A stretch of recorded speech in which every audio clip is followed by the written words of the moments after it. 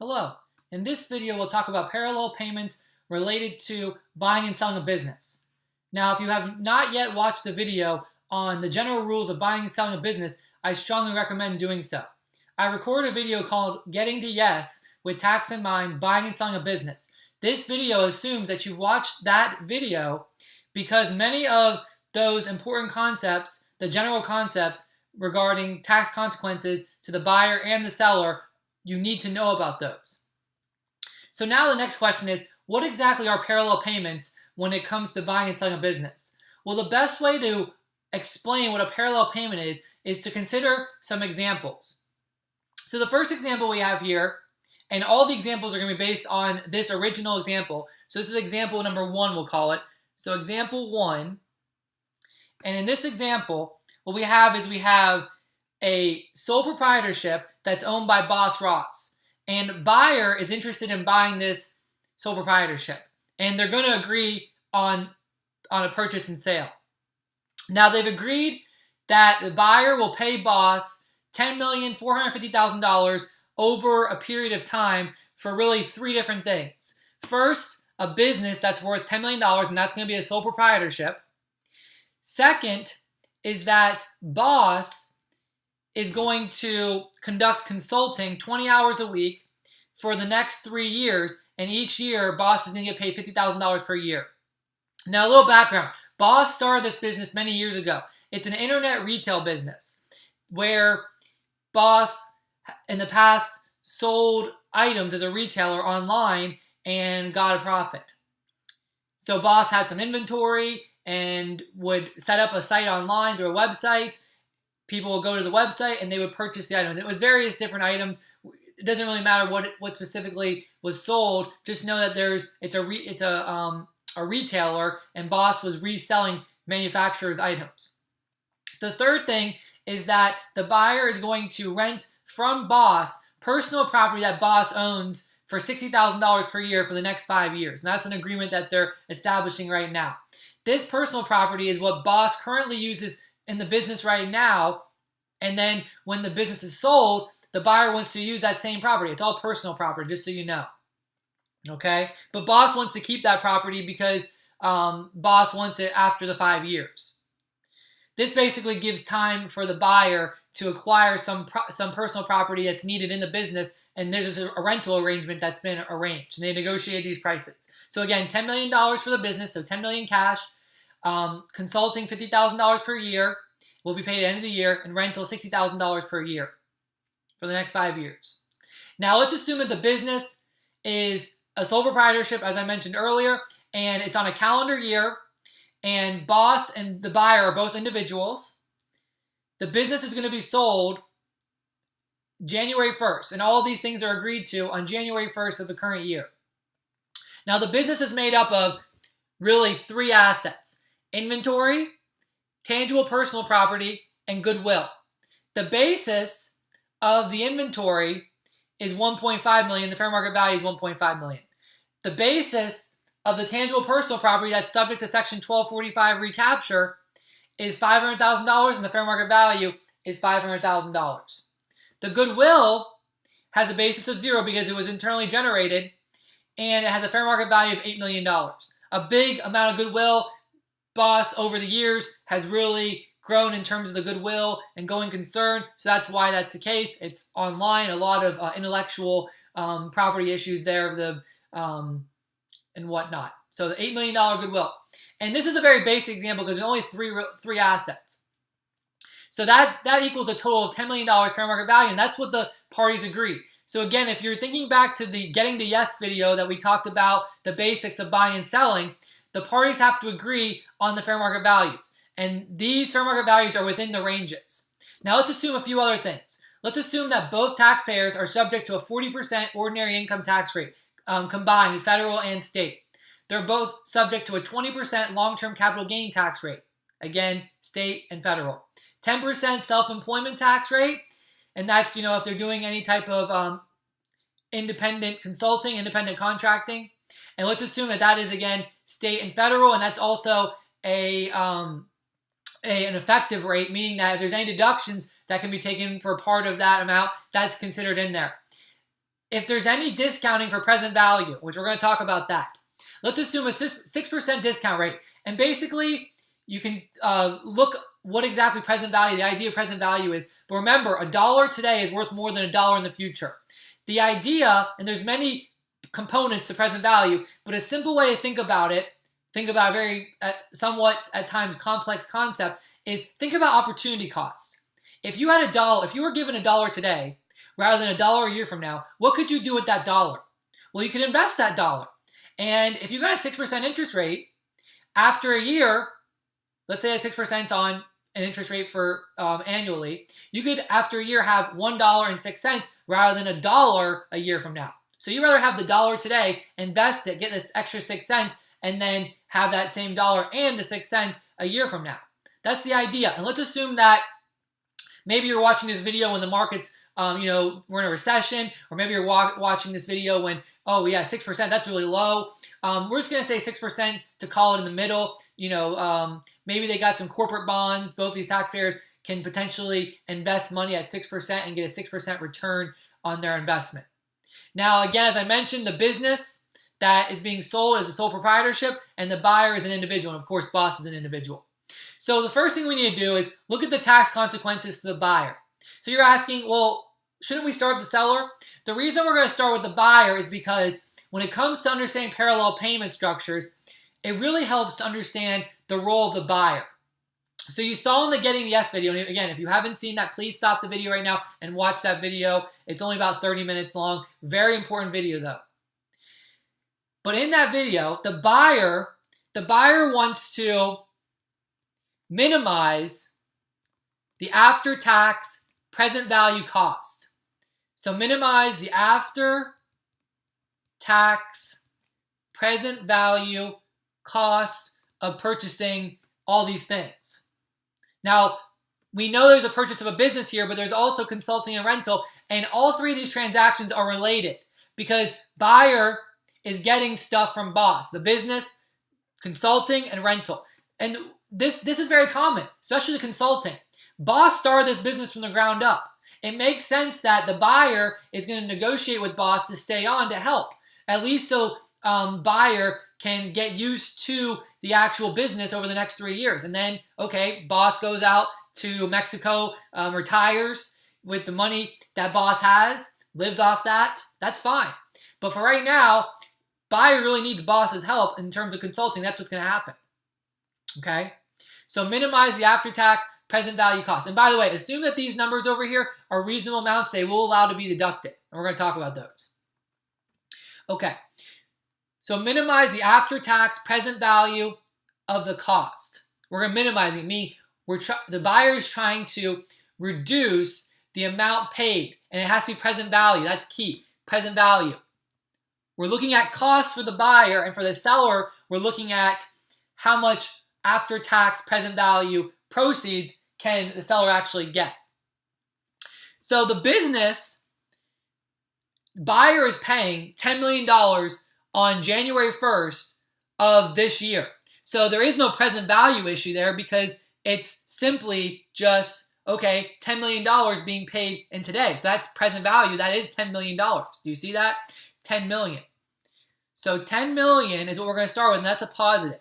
So I'm going to be keeping a tally over here so we can calculate that that after-tax present value cost. So that is a positive. Positive being that it's a cost. So I'll just put a positive there, a positive sign. Okay, so yes, buyer is buying the business, but the business items potentially can give buyer tax benefits. So that's what we're looking at. The inventory gives the buyer a tax benefit. By the way, boss is the seller. Boss is the seller, and the buyer is the buyer of the business. So keep that in mind. Boss is the seller. Okay? I know the two B's, they make it a little difficult there. But boss is the seller, and buyer is actually buying the business. So we're looking at the tax benefit. The tax benefit of the inventory. Okay? Well, the amount of inventory is $1.5 million. $1.5 million. So the inventory, again, we look at the fair market value for the buyer. that's the amount that the buyer is going to bring on at the basis. That's going to be what the buyer has as a tax basis that the buyer gets to recover. So $1.5 million. And when the buyer purchases the business, it's going to be a sole proprietorship. And when buyer recovers the inventory, how does that get recovered? Well, it gets recovered as cost of goods sold. In the cost of goods sold, we consider the inventory. Okay? So $1.5 million times the 40% ordinary income tax rate, because the cost of goods sold is going to provide an ordinary income tax rate benefit. It's going to provide an ordinary deduction. So inventory is $1.5 million times 40 times 0.4, which is 40%. And that gives us how much? $600,000, right? Gives $600,000. So it's going to be $600,000 of tax benefit. But the question becomes, when will the inventory be recovered? Well, if we assume the generally accepted accounting principle definition, GAAP definition, that inventory will be recovered in a year or less, that inventory is going to provide benefit within the next year on the next tax return. All right, a year from now. So we need to present value the $600,000 benefit. This is the tax benefit, the $600,000. We need to present value this. This needs to be present valued. Okay? Well, how do we do present value?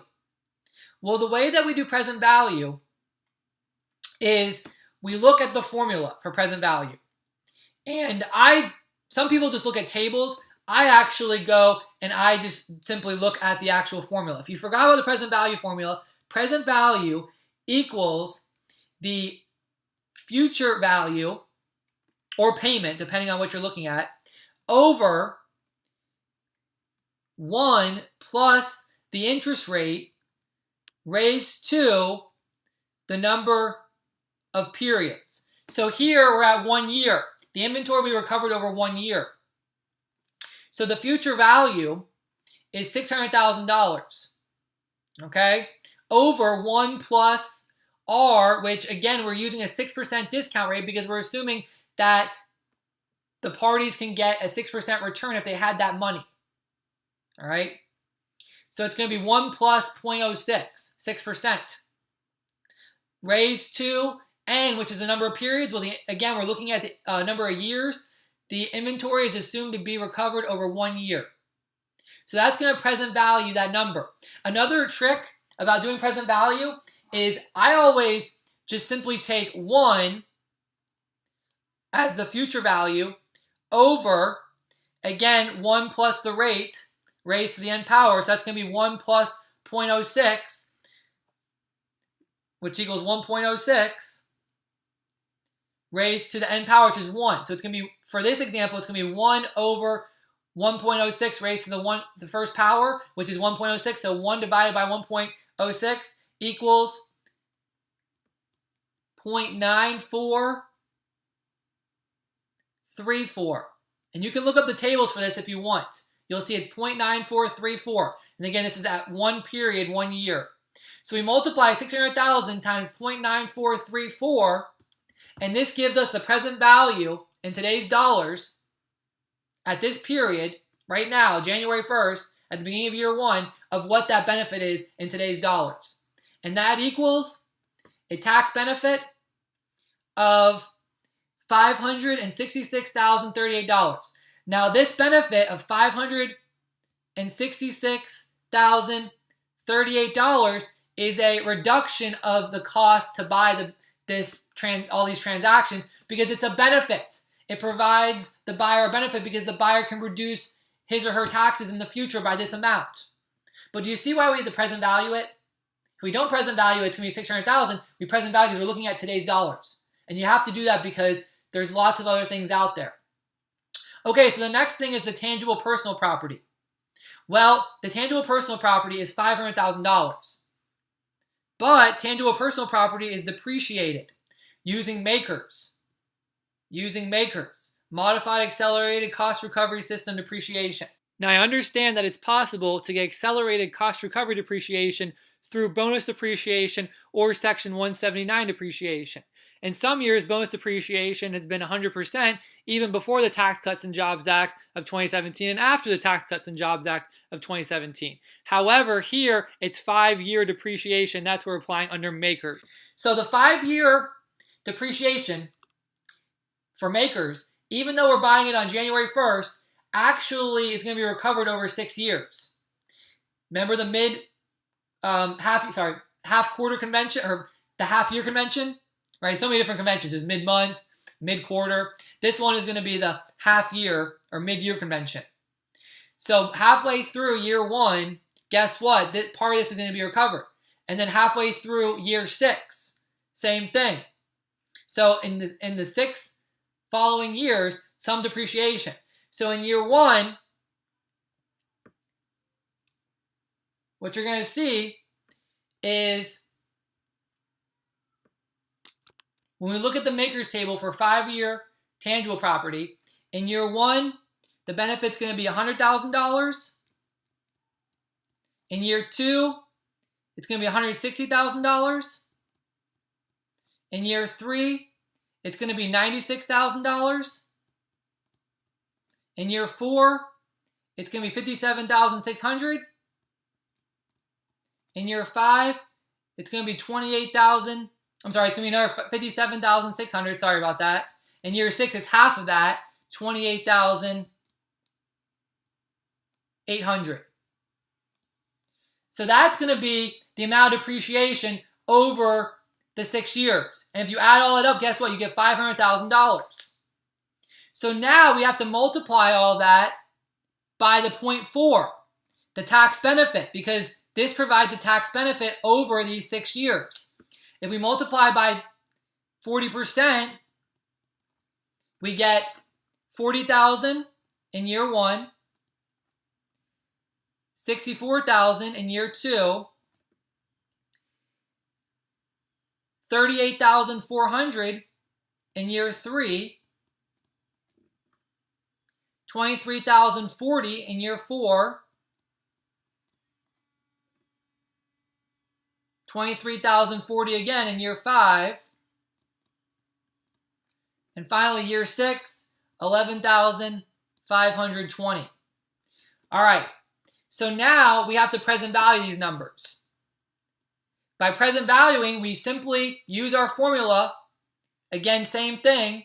We can do 1 over 1.106 and raise to the power of the year. So this n will be year 1.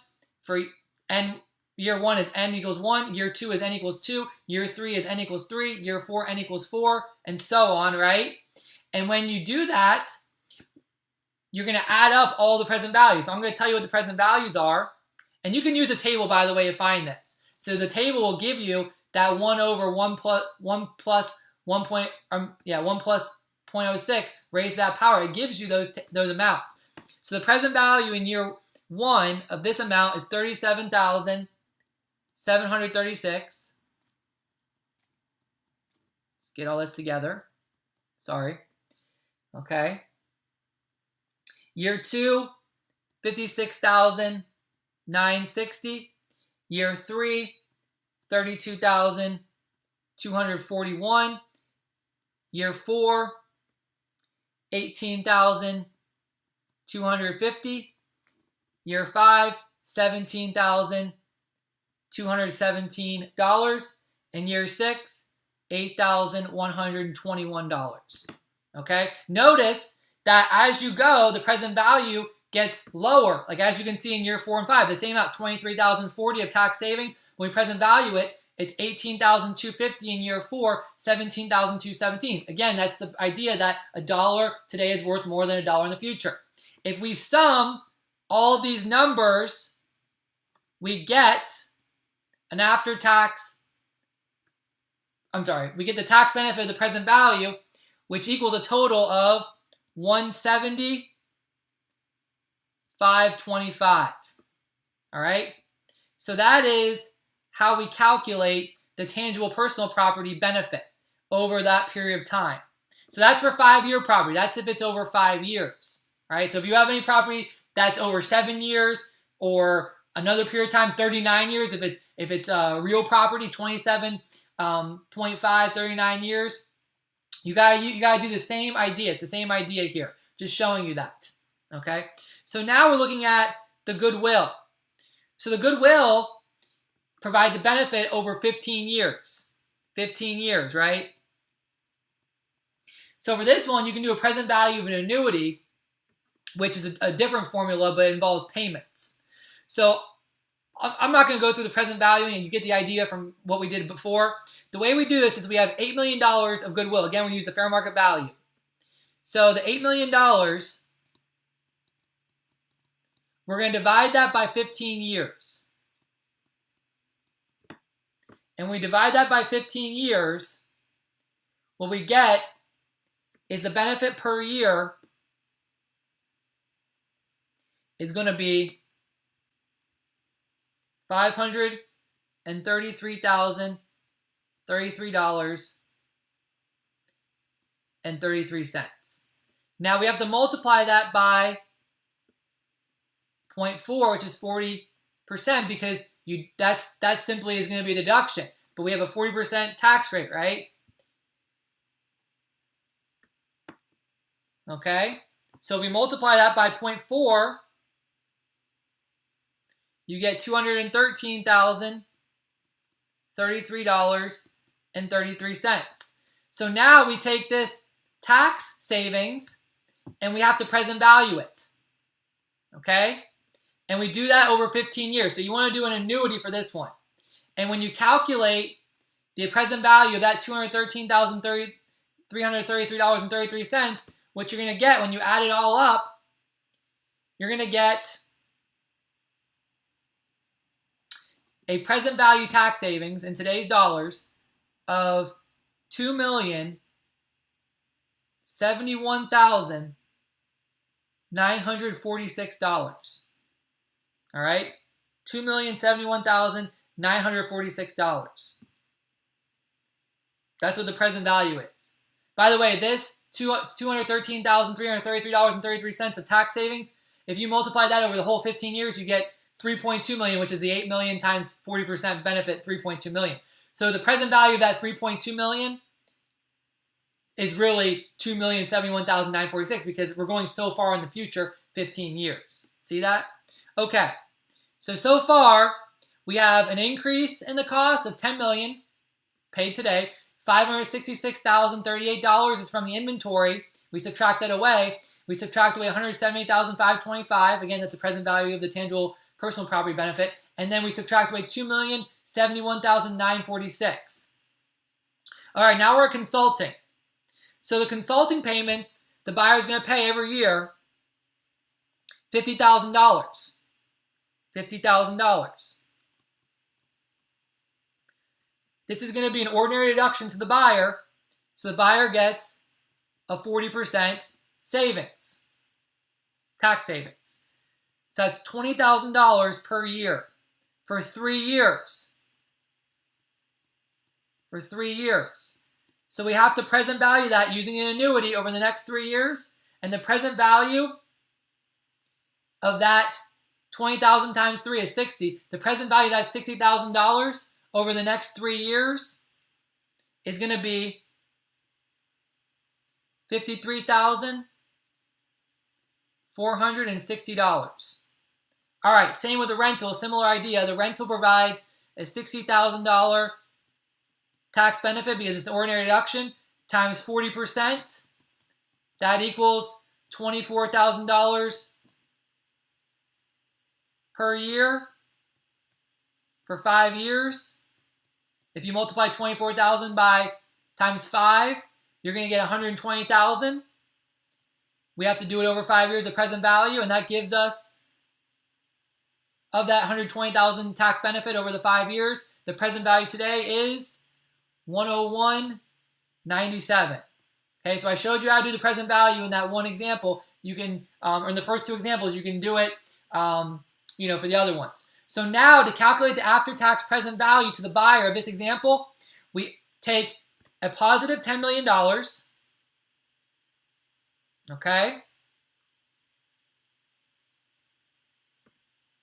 We subtract away the $566.38 the $170,525, and the $2,071,946. That's all the stuff that comes from the business part. But with the goodwill, we're also paying an amount. We're getting a tax benefit, but we're paying something. The amount that we're paying, so I put a line here. Okay. Yes, we get a tax benefit, but we pay. We're paying $50,000 a year for 3 years. See that? But that provides, we have to do the present value of that.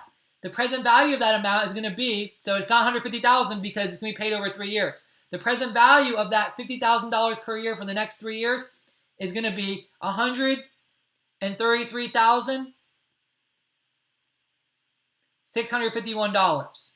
So that's what we have to pay boss over the next 3 years. That's what the buyer is paying.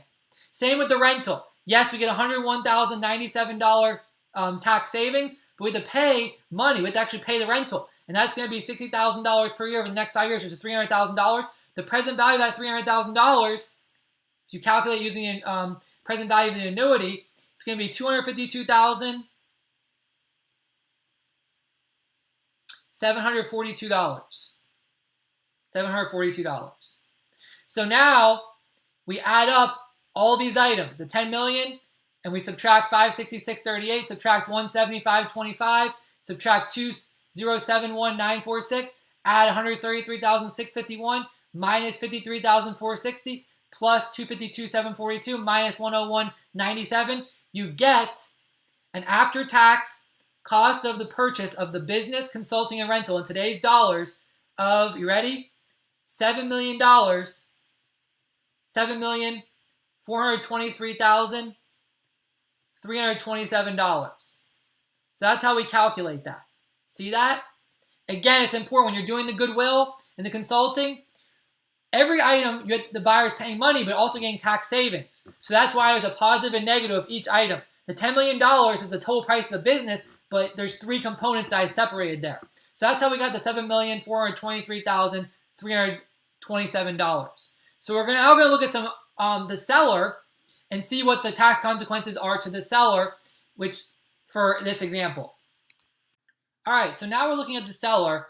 Same exact example. This is example 1.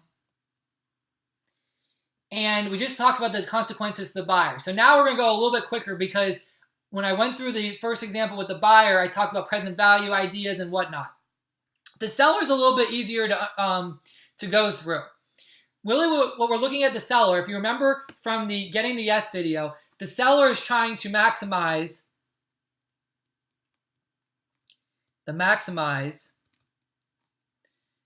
after-tax present value of the proceeds. And again, the idea here is that this negotiation involves 3 components, so all the transactions need to be viewed together. Can't separate them out. You have to look at the business portion, the consulting, and the rental all together because they're all being negotiated at once. All right? So the seller is receiving $10 million in cash from the buyer. By the way, the seller is boss, right? We talked about that. Boss Ross is the seller. So if I ever say seller, I'm referring to boss. If I say boss, I'm referring to the seller. So this is going towards our list. To calculate the after-tax present value proceeds, boss is receiving $10 million today. Okay, so we have to look at the consequences, the tax consequences of the inventory. Let's take a look. If you recall, when you look at the section 1060, allocation amount realized, and again, that's under the Getting the Yes video, so please look at that. We look at the fair market value and the basis. We take the fair market value minus the adjusted basis, but guess what? The fair market value and adjusted basis, they're equal, so they equal 0. So nothing comes from the inventory. See that? There's no tax. 0 tax is owed. Same with the tangible personal property. Fair market value minus basis equals 0. So nothing there. So 0 tax. So far, nothing has been affected. We have $10 million right? That's to maximize the after-tax present value of the proceeds. And that's going to be $10 million in today's dollars because boss is getting that immediately. That's what's agreed on. Okay, the goodwill. So the fair market value of the goodwill is $8 million, right? Minus the adjusted basis, which is 0. So that gives an $8 million gain. So we have to figure out the taxation of that. According to the Gain a Yes video, goodwill that's internally generated almost always is going to be taxed at long-term capital gain if it's been obviously for more than a year, which this one has. Boss has had this business around for many years. So it's going to be taxed at a 20% rate. I'm not going to go into the specifics of why it's considered capital gain. Just take it. It's a long discussion of the law and the history behind it. So 8 million times 20%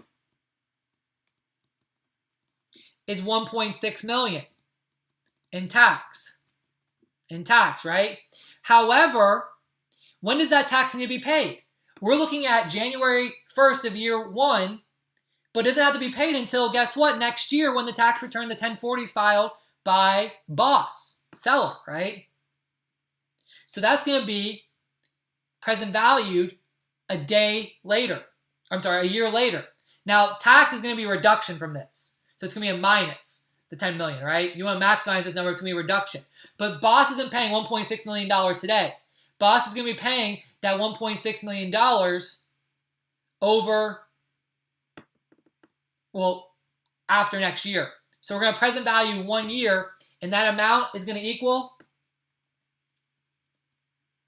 $1,509,434. That's if we present value using, again, 6% at 1 year. All right, so consulting. So first, we have two parts of consulting. The first part of consulting is the actual proceeds that boss is going to get, and they have to be present valued. Well, this is going to be the same amount that the buyer actually paid when we present valued that. So it's $50,000 per year times 3 years. So that's $150,000. But if we present value that $50,000 per year, we're going to get, doing the present value of the annuity, this is going to be a positive, right? The 10 million was a positive as well.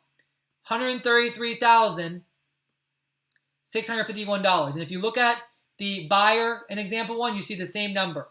So the second part of this is the tax savings related to this amount. And boss is at a 40% ordinary income tax rate. Sorry, not tax savings. Tax savings is on the buyer side. It's going to be the tax paid. Okay? Well, this amount is going to be a little bit different. The rental is going to be the same as the buyer, but the seller is going to be different. Why? Because there's this 10% self-employment tax. So it actually is going to be taxed at 50%. You see that? It's actually taxed at 50%. It's going to be $50,000 per year times 40% and 10%. The sum of 40 plus 10% equals 50%. So it's $25,000 of tax per year times 3 years is $75,000. But we had to present value that, right? And when we present value that, we have a negative because we're paying tax of $66,825. $66,825 when we present value that. So that is the consulting. 2 parts to it. See that? 2 parts to it. So far we have $10 million received on day 1 from the business, sale of business. But after a year to pay tax of this amount, $1,509,434. Then the consulting, we get $50,000 over the next 3 years, which is $133,651 in today's dollars. But we have to pay tax on it at $66,825 because we're paying it over the next 3 years. Similar to the consulting, we do the same for the rental. We have the rental proceeds, which are $60,000 per year for 5 years, which is $300,000. If we present value that, guess what? It's going to be the same when you look at the buyer's side. It's going to be a positive $252,742. The other item is the tax that has to be paid on this. It's going to be $60,000 per year times 40% ordinary income tax rate, which equals $24,000 per year. It's $24,000 per year. Okay. For the next 5 years, that's going to be $120,000. If we present value that today's dollars, using the present value of the annuity due, again, it's going to be the same as what we saw on the buyer. It's going to be a minus $101,097.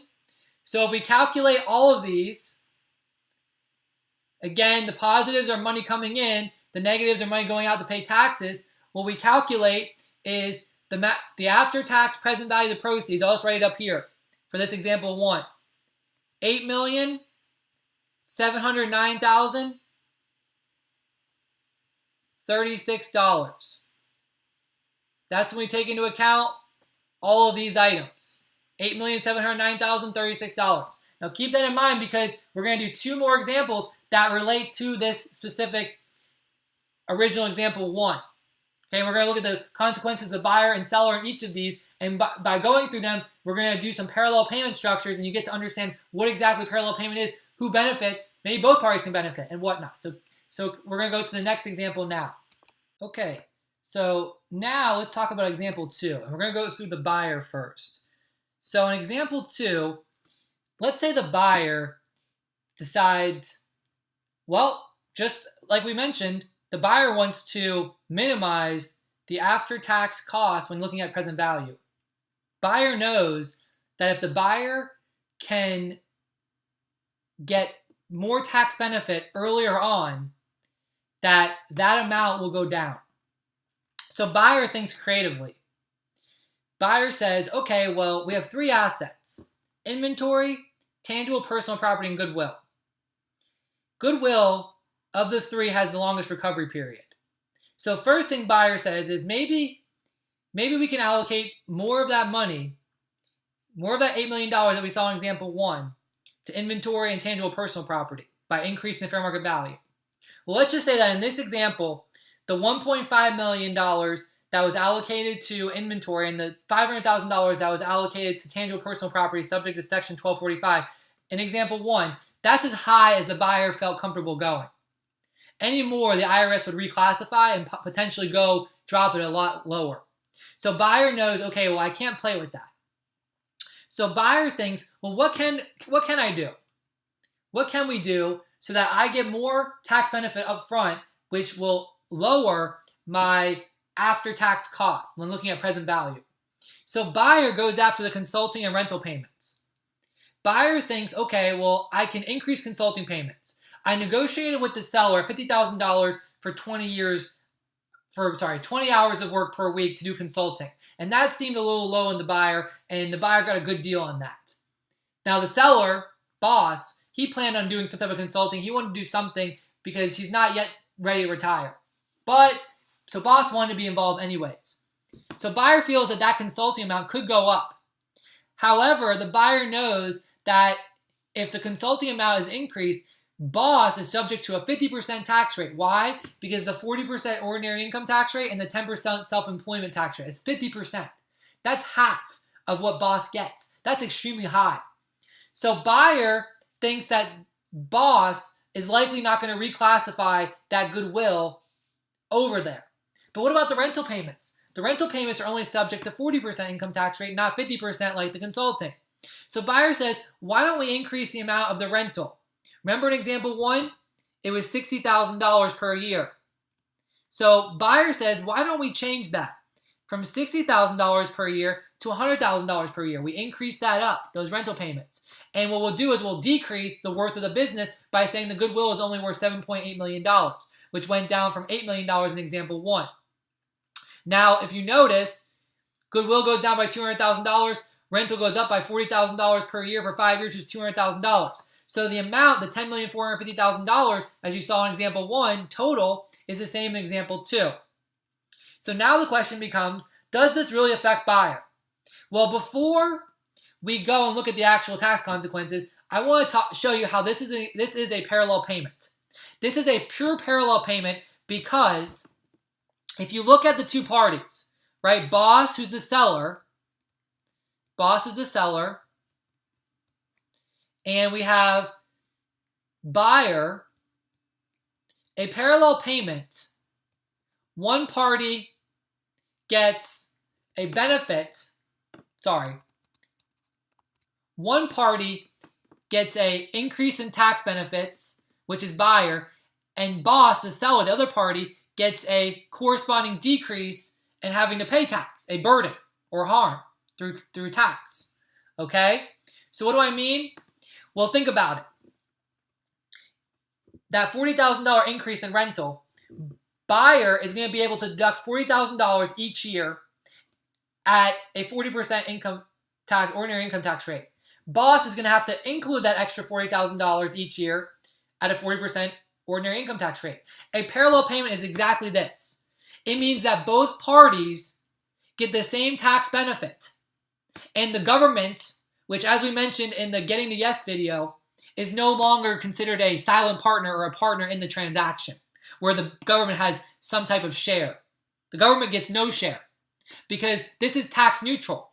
Why? Because the government does not raise money, nor does it give out money. It's neutral. And what does that do? You say, okay, well, that only benefits the buyer, right? Wrong. If buyer gets enough benefit from this transaction, buyer can actually pay boss some extra money on the side in some type of way. How do you say? Well, we'll see that in example 2. First, let's take a look at what exactly happens in this example to both the buyer and boss, the seller. Okay, so let's go through the actual tax consequences. So we're not going to go through the specifics of present value. That was, again, see example 1, and I have some of that up here. So inventory didn't change. That stays the same. Now, one thing that did change is the business worth, which is worth $9.8 million. So that means we have a positive $9.8 million that the buyer is going to have to pay. It goes from 10 to 9.8 because remember, we're reallocating $200,000 from goodwill to the rental payments. They're going up.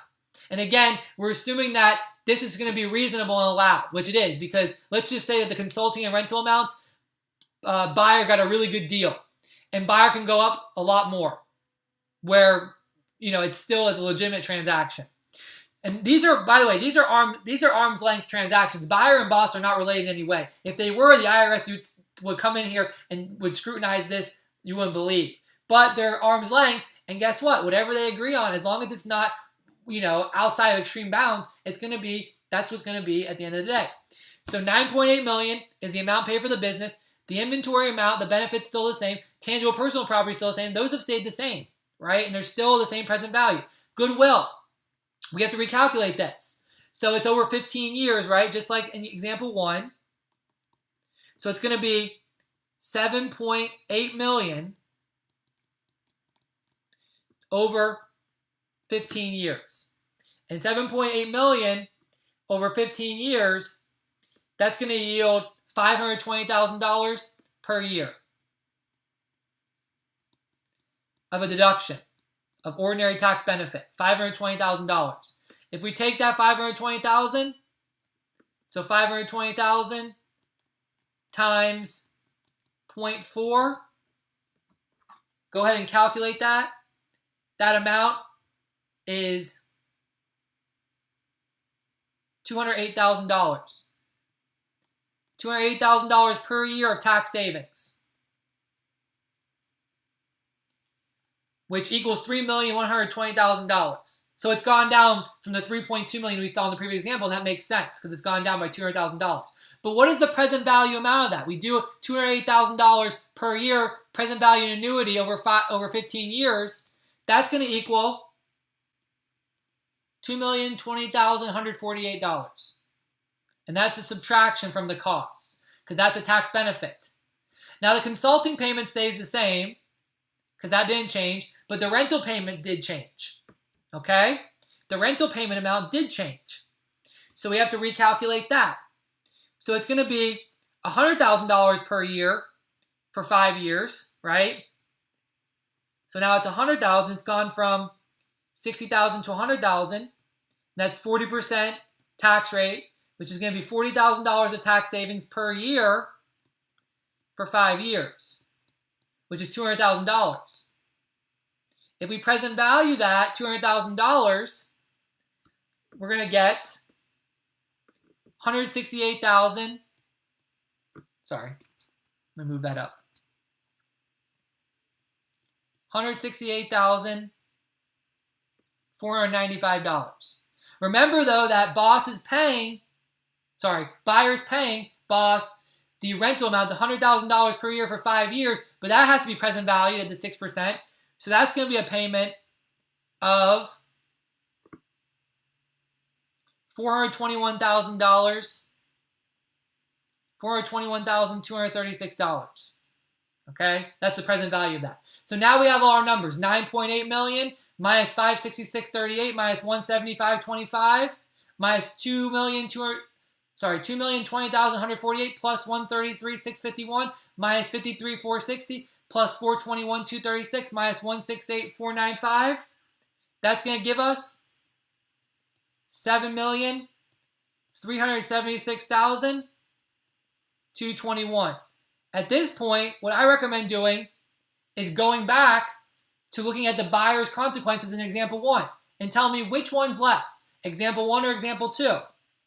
Well, example 1 is a lot less. I'm sorry, example 2, right? Example 2 is a lot less by $50,000, or about $50,000. So buyer saves money by restructuring, by reallocating money from the goodwill, the purchase price of the business, right? Because goodwill is going to be allocated as a residual.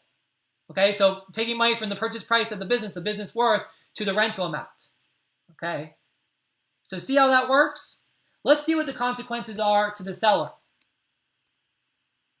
All right, so now let's take a look at the seller. Same facts that we just talked about with the buyer, for example, 2. Again, the difference is that the business has been renegotiated for $9.8 million, and that $200,000 has gone to the rental payment, increasing at $40,000 per year for 5 years, $200,000. Same amount of proceeds. So the seller, again, the purpose of the seller, boss, is trying to get as much money, as much proceeds as possible after tax and present value. So seller is receiving a positive $9.8 million. So that's going to be a plus $9.8 million. Inventory and tangible personal property are the same. No tax involved there, so they don't get anything, and there's no tax savings. Goodwill is going to have some tax savings. Okay?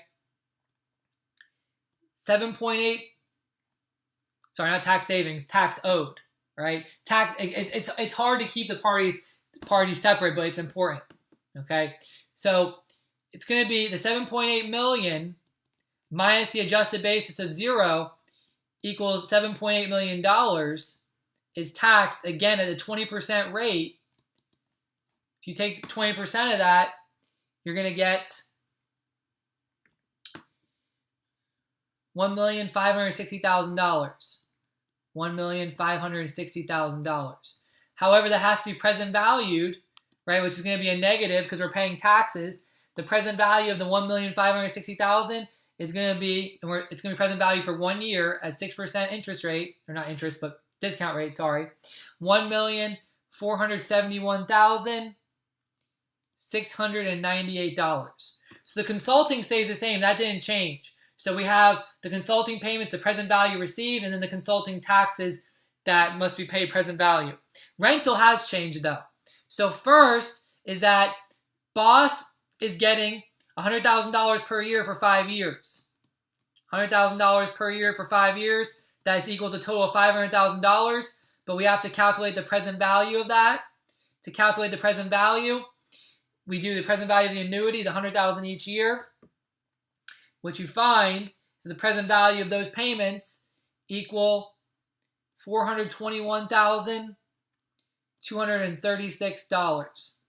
The next part of that is the tax that is owed. So that's going to be a subtraction, right? So it's going to be $100,000 per year times the 40% rate, because this is the parallel payment, pure parallel payment, $40,000 in tax per year, right? Times 5 years is $200,000.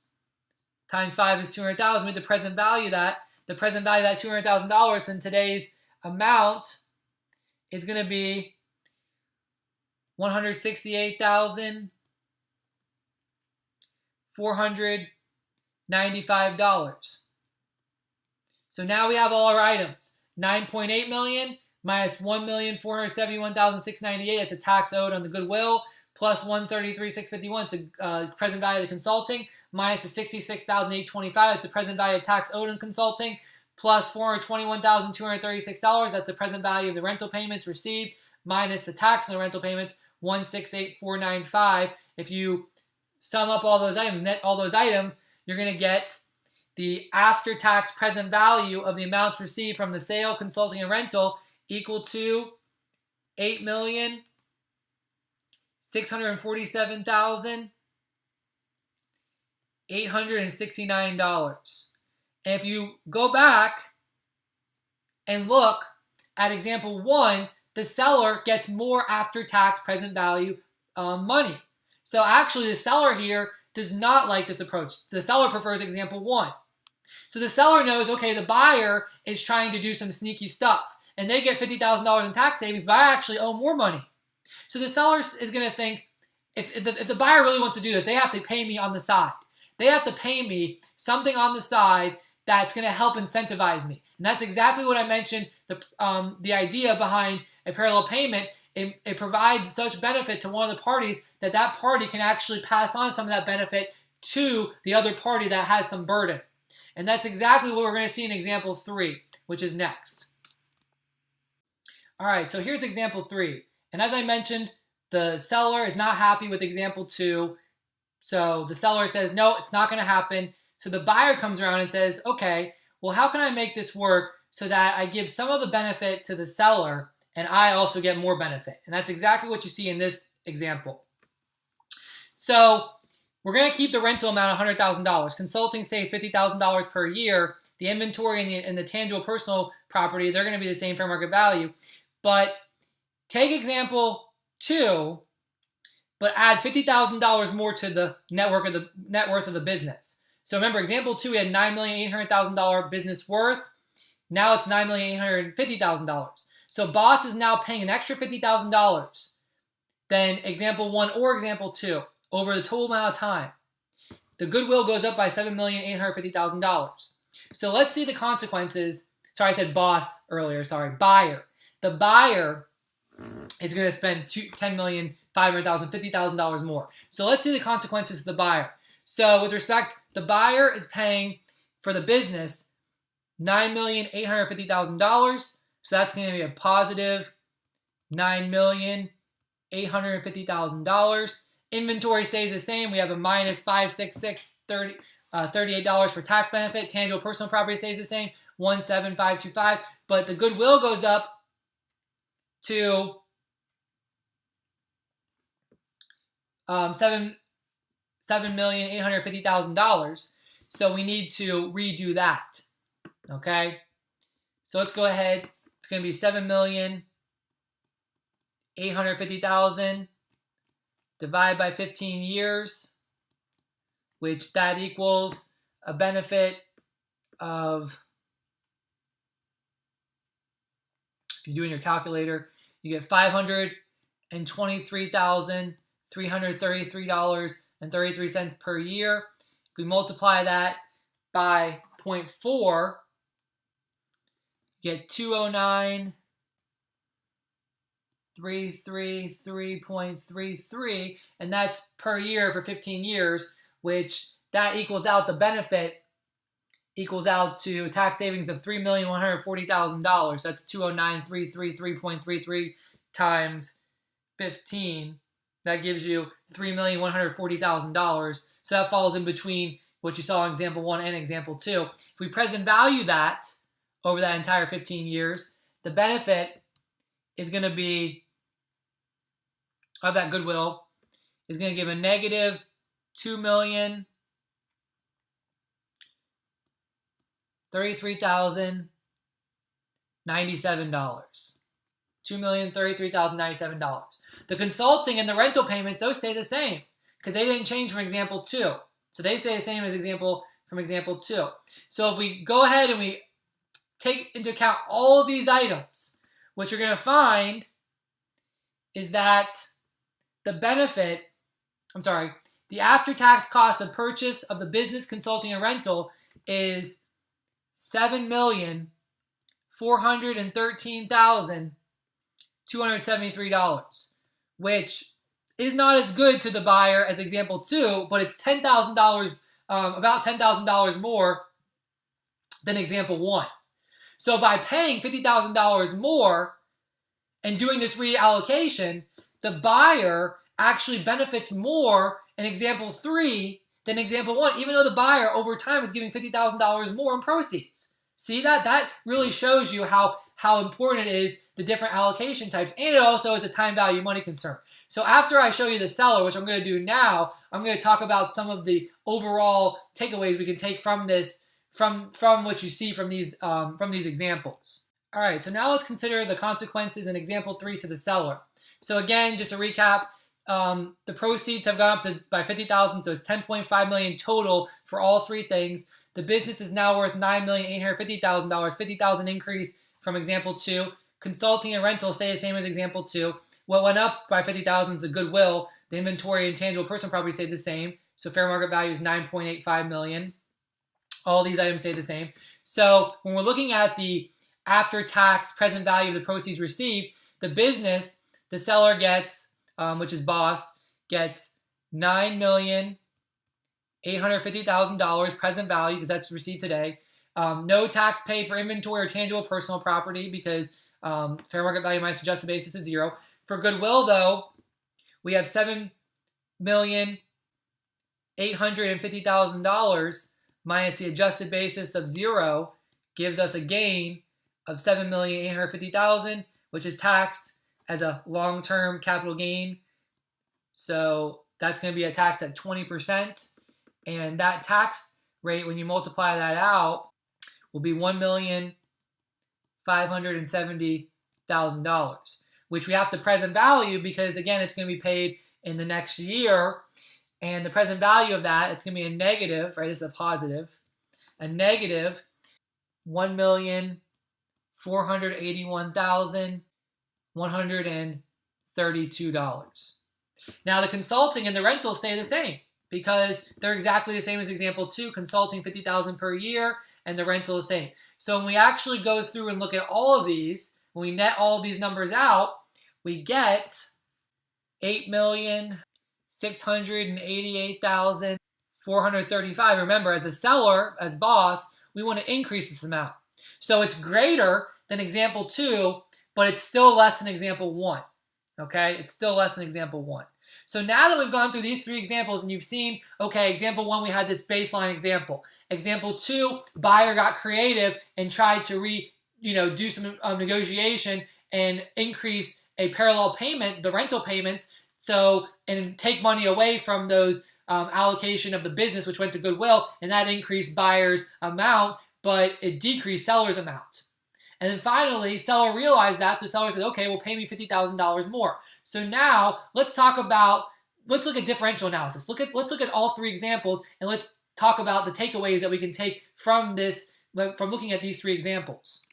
All right, now that we've gone through all 3 examples, it's important to consider the differential analysis, the distinctions between going from example 1 to example 2 to example 3 and comparing the results. All right? And by doing this, we can formulate some takeaways that you learn by going through this interactive process, this dynamic process where you see things change and reflect. All right? It's important to understand that the first example is our baseline, right? And then from example 1, we changed a few facts to example 2. Same with example 3. We changed a few facts from example 2 to go on to example 3. So if you go back to the previous part of the video, you can actually go through how we got these numbers. But in example 1, the after-tax present value cost to the buyer was $7,423,327. That was our baseline.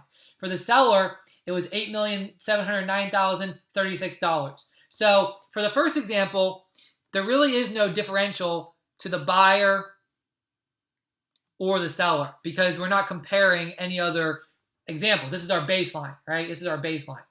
Okay, so now we go to example 2. And remember, what happened is $200,000 of the purchase price was reallocated to the lease. And this decreased the after-tax cost to the buyer when looking at present value by about $50,000. Roughly 57, more like 47,000. I'm just gonna round up to $50,000. So is this $50,000 a benefit or a burden to the buyer? It's a benefit because we're looking at costs. The buyer wants to reduce costs. So this is a $50,000 benefit, so it's good for the buyer. For the seller, though, we look at the difference here, and we see again about another $50,000 decrease. Actually, sorry, $60,000 decrease to the seller. See that? $60,000. And this is a detriment because we're looking at the after-tax amount the seller gets, and it's gone down by about $60,000. More like $62,000, but again, rounding to $60,000. So far, buyer prefers example 2 over example 1. Seller prefers example 1 over example 2. And the main reason there, and I'm going to talk about the takeaways in a moment, deals mainly with the tax reasons, where long-term capital gain for goodwill is allocated to the leases, which is ordinary. Also, time value money.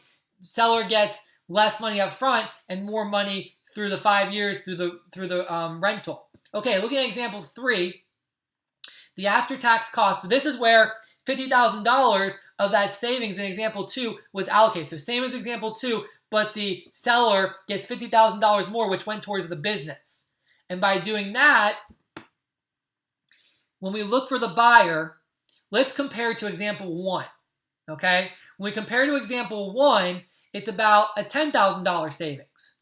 Roughly $10,000 savings, right? A benefit. And this is actually with the $50,000 increase in overall proceeds over all 5 years that the buyer actually pays. The seller is a decrease, and it looks like it's about $40,000. $40,000 decrease. Now, for the seller, well, option 3 for both the buyer and seller is the second best option, right? Second best option.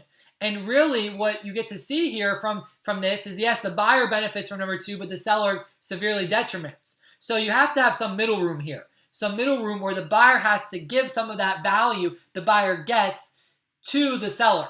And that's what that $50,000 amount was. So now let's look at some takeaways. Again, we really harped on how example 3, the buyer is taking that $50,000 and moving it over there, all right? So by increasing the rental income from $60,000 per year to $100,000 per year in examples 2 and 3, so going from example 2 to example 3, that's at the increase in the rental, we see an example of a parallel payment structure, okay? And that $50,000 is in there. The $40,000 extra per year results in ordinary income to boss and an ordinary deduction to the buyer. The timing of these items happens at the same time. That's why it's a pure parallel payment. Because, again, the government's not getting any stake in that, whether it's time value of money, timing stake, or rate stake, different rates. That's important to understand. That's how you know whether something is a parallel payment. We saw from example 1 to example 2, right? We switched money from the business to the rental. We saw the same in number 3. So that makes it in examples 2 and 3, we saw an increase in parallel payments from example 1. When we look at the 3 examples, right, as we noted, buyer benefits the most from number 2, but seller benefits the most from number 1. So that's why number 3 was really created, to show you that, okay, there has to be some middle room between number 1 and number 2, right? Number 3 is somewhere in the middle between number 1 and number 2, where both parties get, okay, a little bit of somewhere in the middle. That's what number 3 is about. So number 1 is the benefit is for the seller. Number 2 is for the buyer. Well, number 3 is somewhere where both the buyer and the seller get some type of split of that benefit. So one thing you can formulate from this is, when you think about your negotiation strategy and you're going to use parallel payments, if you're going to be a buyer and you're going to get lots of benefit from having a parallel payment over, let's say, structuring a transaction in a way that gives more purchase price and long-term capital gain than the seller, well, if you're going to reallocate more to benefiting the buyer, you got to know the seller is going to understand that, and you got to create some way, okay, I'm going to give you some extra money, where maybe, you know, they take that into account and they don't go at you, okay, well, I want more towards long-term capital gain. Consider the behavior of the buyer. Well, as we mentioned, right, number 2, the buyer gets the most benefit, but buyer understands, as I mentioned in the video, that, okay, I have to give some money. And that's what a lot of times what happens. Again, the buyer has to be cognizant of that. If the buyer does not understand that the seller also wants to make sure that they get their fair share, you got to be really careful of that. So why exactly does the buyer benefit by so much in example 2? And why does the seller benefit in example 1? Well, there's 2 reasons, and I kind of mentioned this earlier, but I want to bring attention to this. So the $50,000 benefit, going from example 1 to example 2 for the buyer, part of that $50,000 is due to tax savings. Why? Because we took money from a 15-year goodwill that the buyer would recover over 15 years through amortization to the rental payments that are going to be recovered over 5 years. They're both ordinary income. They're both going to give the same tax rate. But by giving it more up front, the tax benefit is going to be recouped faster, which is a time value money concept. Also, going from example 2 to example 1, the buyer pays less money on day 1. By decreasing the purchase price of the business due on day 1 by $200,000 and reallocating that over the 5 years to the $200,000 in the rental, buyer doesn't have to pay all that up front, which is important because a lot of times buyers don't have all the money up front and they have to resort to installment methods. Now, this necessarily isn't an installment method because, okay, we're going to pay through a rental and it's a legit contract. But again, as we mentioned in the video, it has reasonable bounds, and the buyer and the seller both felt that, okay, going from $60,000 a year to $100,000 a year would be reasonable and respected by the IRS and allowed to be deducted as a Section 162 deduction. Seller, the same reason for the seller, why the burden for this of $60,000. Well, first is because long-term capital gain goes away. The goodwill gave the seller $200,000 of long-term capital gain, but when you put it towards a rental, the seller has ordinary income $200,000. That's a 20% increase in tax rate. That's a huge difference, especially if you're talking about billions of dollars in a transaction. So that you got to pay attention to that. The other reason, again, is because $1 today is worth more than $1 in the future. If seller gets more money up front with the sale of the business and the business proceeds, then that's going to be more worth to the seller than, okay, the buyer paying that amount over the 5 years through the rental amount. See that? That's very important. Now, it's important for the seller to be cognizant because a lot of times the buyer doesn't have the money and has to finance a transaction, and that's why installment sales are so important for buyers. So seller, it might not be an option to get all the money up front. If you're going to get all the money up front, the buyer's probably going to pay less in amount. So just keep that in mind. So as you can see, time value money is a huge deal. We went through a transaction. I explained about the present value concept. I did it on the first illustration of the present value. I showed you the formula, but you have to keep in mind present value when you think about not only receiving receipt and payment, but also the tax benefit. Because if you're going to be paying taxes next year, you can't simply just say, oh, well, I have to take that into account as that's the amount today. No, you can use that money, invest it, and then take it out after a year if it's some type of short-term interest item, and you can take that money out and you can use that money to pay the tax later on. So that's very important to understand. It's also very important to understand that this is a sole proprietorship. If the business entity was different, let's say the seller was a C corporation. Well, the C corporation level has double taxation. And by having these type of parallel payments through rental and compensation, it's possible that the seller can actually avoid double taxation by going outside the double taxation level and only getting hit with one tax. That's very important because you have to keep that into consideration when you're looking at the entity. Now, this discussion was all about sole proprietorship because you can apply those concepts on top. These are building blocks. One other thing I want to mention is that we talked about pure parallel payments in this example. That was the rental. Buyer got a 40% deduction. Seller had to pay 40%, and it was at the same time. There's other types of non-pure parallel payments that are very common, like compensation. What if we increased the compensation that boss would have got? Well, keep in mind that the buyer would get a 40% ordinary deduction, but seller would have to pay 50% on the self-employment and whatnot. Now, there might be an argument, okay, well, part of that goes towards FICA and Social Security and, those benefits that later on, a boss might be able to recoup upon retirement, which, you got to be realistic. Are you really going to be able to collect Social Security when you retire? I'm not banking on Social Security, but that's another issue for another topic. But I want you to keep in mind that it's important to consider these things because the type of entity can really make a difference. Consulting payments or compensation, you don't have a pure structure because one might have to pay self-employment Medicare tax and the other might not get the pure, the same amount of deduction. And that's why the government gets a little bit more from the party that has to include. Non-compete agreements.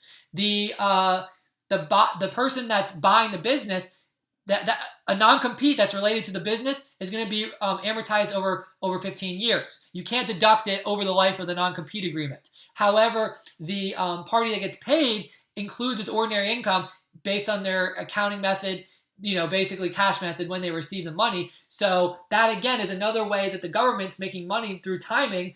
So you got to keep that in mind. So this example shows about pure parallel payment structures. That's a mouthful, right? You're talking about rentals, royalties, where one party gets a deduction, the other party has to include at the same amounts and the same period of time.